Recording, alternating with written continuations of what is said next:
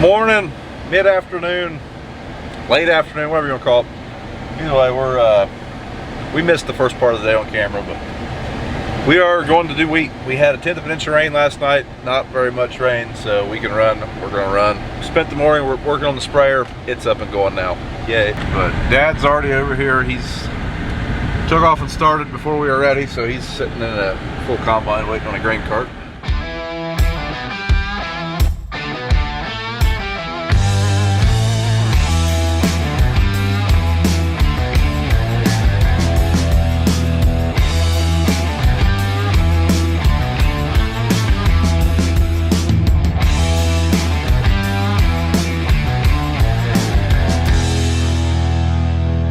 We have surrendered and just went ahead and put wheat in the bin. That's the only way we're going to get anything done today. We got a text this morning that the mill is completely full of wet wheat. So the only way we're going to get anything done is by putting some wheat in one of our bins. So that's what we're doing. So I'm taking a truck over to the grain bins. My truck's over there. Brad's over there dumping a truck from last night. Nick's over here. He's going to dump it. Grab my truck, come back over here and grab the gleaner. And we will get today's festivities started.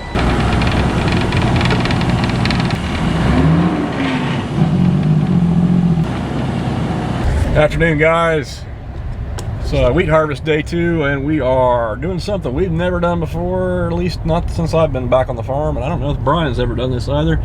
We are putting wheat in a grain bin, ideally for no longer than a day or two. The situation is basically this: the elevator is backed up on wet wheat. They dry stuff, anything over 13 or whatever I guess is dry. So they put out a bulletin there last week. They're taking 20% or less. Most of the county is hauling them 20% or less wheat.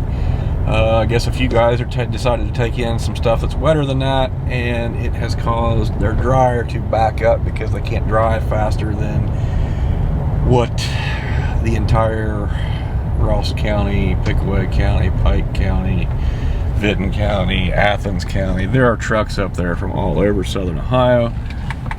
And yeah. So anyway, this is day 2. Hopefully we'll have a good day. Should be a lot easier to keep trucks in the field. I'm gonna do some repair on the grain cart. I got batteries to put in my Libra scale.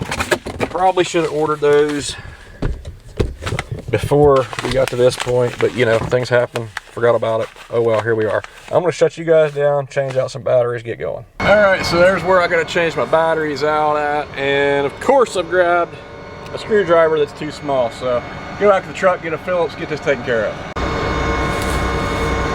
There's my battery, little guy showstopper.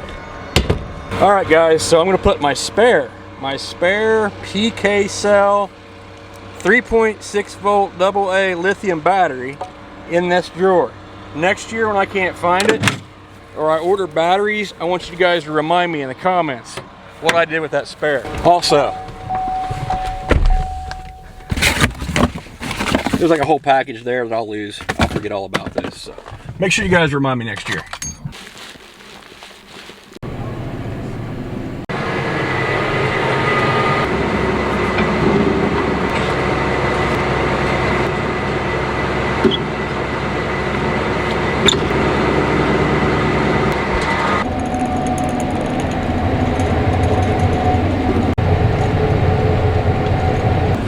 Alright guys, it is way nicer in the cab of this tractor than it is outside. I think summertime has finally found us. I mean, it is wheat harvest, so I shouldn't be complaining. Yeah, it's a little toasty.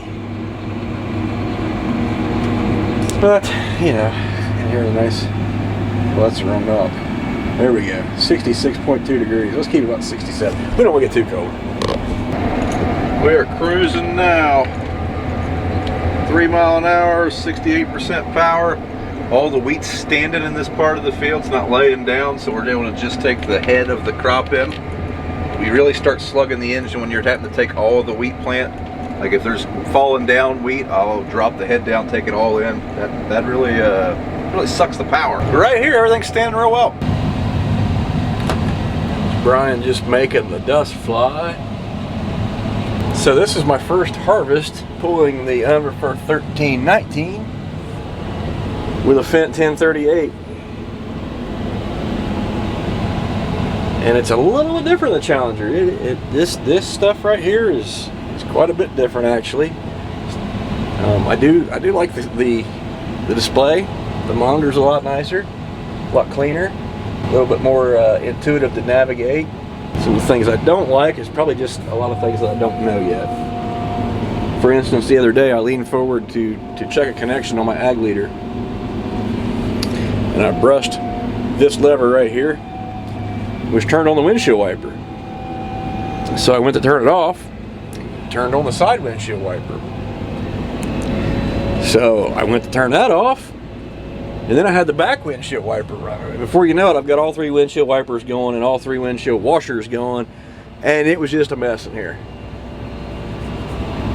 So I probably ought to figure out how to do that before, how to operate the machine fully before I get too crazy, too in detail. But other than that, it's been a nice tractor. Well, we are back to a 1 combine band. Dad is making the drive a shame over there. His draper head broke down. So last fall, it was the same piece broke, the center drum broke in that head. Basically, the auger that feeds the crop into the combine is just flopping around there. It's broken. Last year we had that issue and we welded that piece. We took it to the machine shop, had them weld it back, and apparently it let go again. So that machine is down. It's going to be raining all day tomorrow. So we're just going to keep on going, and he'll probably hop in this one, and I'll probably go plant double crops once we get done with this field. But this field's huge, which is great, but we haven't got it done yet, so we're not planting double crops in it yet. Well, we are down to a gleaner combine running. The Lexion has retired for the day. It wasn't the combine that let go, it was the grain platform. The old MacDon's a little worn out, I think. Last year we had the same issue. The feeder drum hanger broke. And if I recall, we welded it, had a local machinist weld it, because the part was not on hand anywhere around here. So I'm just kind of wondering if it didn't break in a different spot, break in the same place, I don't know. But I hope that someone has a part. I don't know. If not, we're going to be running 1 combine for the rest of wheat harvest, and we're really just getting going. All right, it's about 7 o'clock now. BJ went to home to do a couple things, and I'm going to load Brad up with this load on the cart, and he's going to go home. Because by the time I get the truck, the cart, and the other truck loaded, it'll be dark and it'll be too tough to cut anyway, so you might as well go home.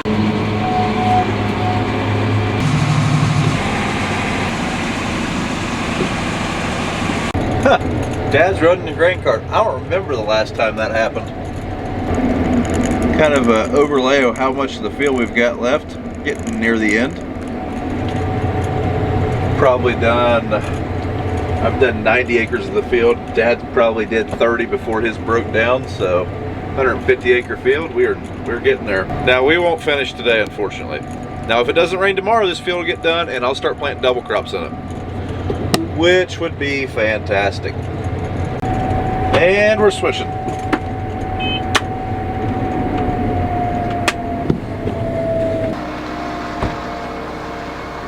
Well, the only thing we have left to load is the cart after he dumps on here, and then we're gonna call our quits for the night. Starting to get a little tough already. The straw is.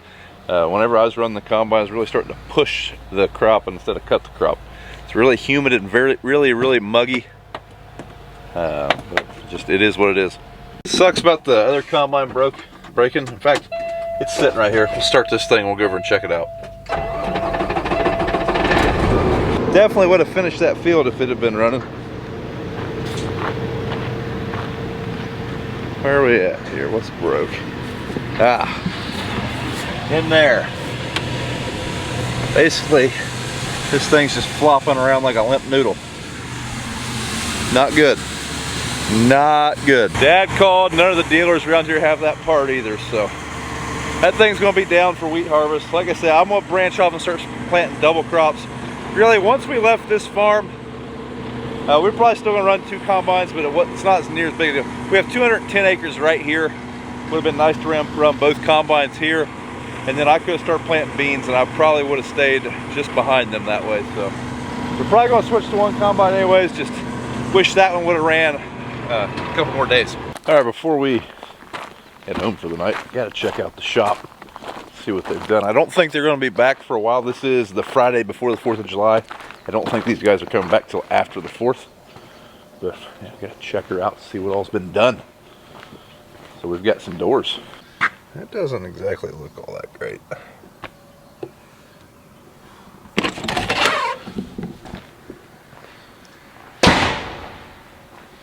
Check this big door out. Well, maybe not. That one's a larger door, 42-inch door. Our theory is when we move stuff in here, we'll just back the truck right up to there. Oh yeah, she's coming along. Coming along quickly. I think next week they're going to be skinning this side. Some stairs going down there. Man, this wall's pretty well coming together. I think I seen the showers in here. Yep, there's a shower.